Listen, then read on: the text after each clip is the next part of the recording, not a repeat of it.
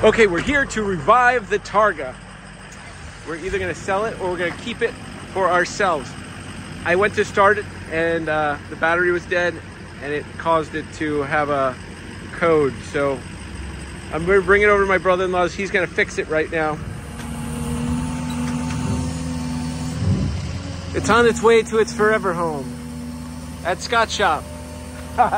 Okay, so I just hooked up the battery, got in the car. I'm going to turn the ignition on.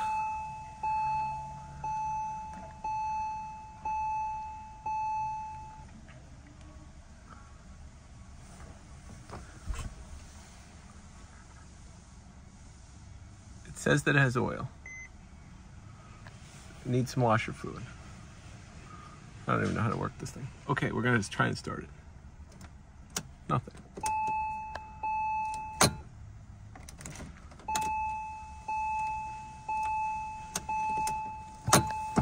Nothing.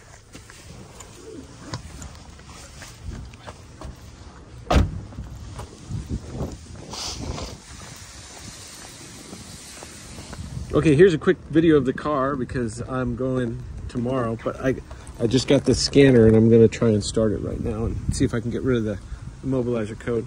But it's in very nice condition. It's only got 70-something thousand miles on it. Okay, so I really don't know how to work this thing, but we're gonna see if it recognizes us here. It's doing something over here.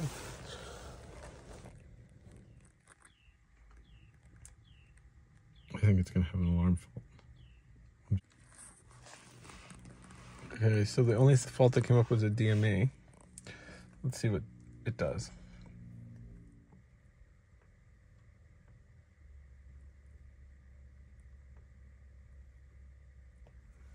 Okay, 0513 trouble code.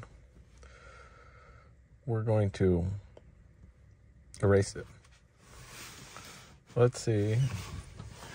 Now we're going to, no, we got nothing.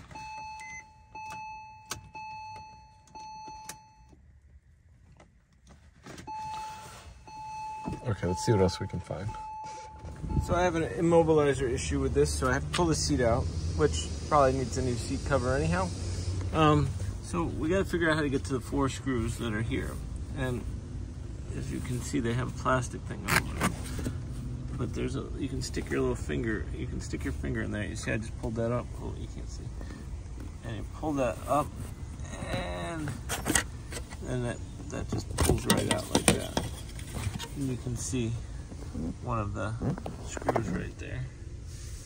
That's a reverse Torx 12.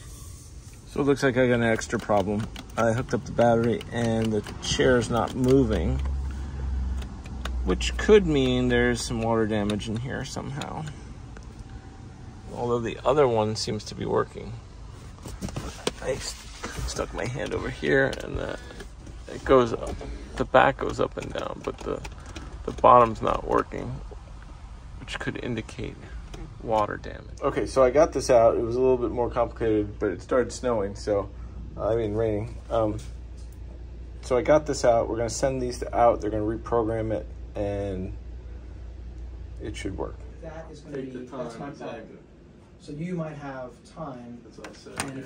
I sent out my computer and the Immobilizer, and this is what I got back. Got my 2 keys. They tested it. They said everything works. And I'm going to spray this on the connectors and put it all back together. First thing you got to do is remount this to the mounting plate, which goes into the back seat. So you remove that little thing, and it's going to plug right in there. So that's what we're gonna do. You're gonna wanna get it into place here, and then there's just a bunch of wires, and you're gonna plug them in one at a time. It should only fit in one place. You see how that one went in? I'm gonna push the rest in for you. There's another one, it's got a special locking thing. So you just pull this up, and it pulls itself down into the hole. The next one is a little bigger.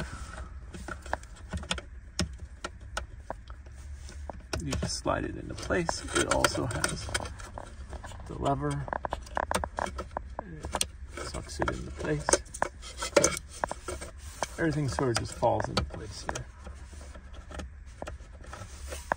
Will the car start? It's been a year or two. That is the question. Next, you're going to want to put these back where they came from. There's 3 10mm nuts. 1,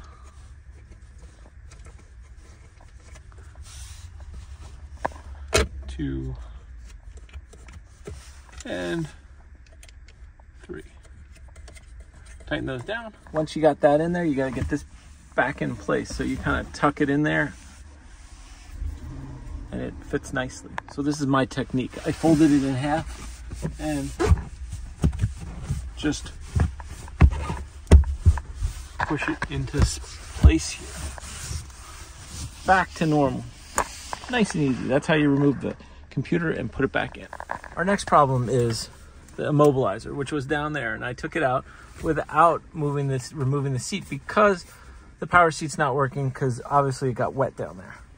So what I'm going to do next is put it back in, and I might pull out these little motors and see if I can get them to spin. In order to make this easier to put in, I'm going to remove this whole seat thing. So I got to cut 2 zip ties, one, and there's one right on there if you see it. So we're just going to chop those. We're going to have to remember to put them back on. Okay, I wasn't able to get this apart for some reason. I don't know what I'm doing. But I did pull this off so I could flip it over, and those came out also. But there's still something hooked into the seat. So I just pushed it out of the way for right now. So now we can get back down in here, clean out these contacts. You can see we got a little bit of grossness right in there. And then we'll clean this one out too. Those don't look too bad. So I got this back into place, and then I threw this back in. So I have to screw it back up onto its little mounting bracket. But I think I'm going to try and start the car first. We're going to see if it works. So we put it in. It's oh, I do? Yeah. Okay. We've waited for this moment for a long time.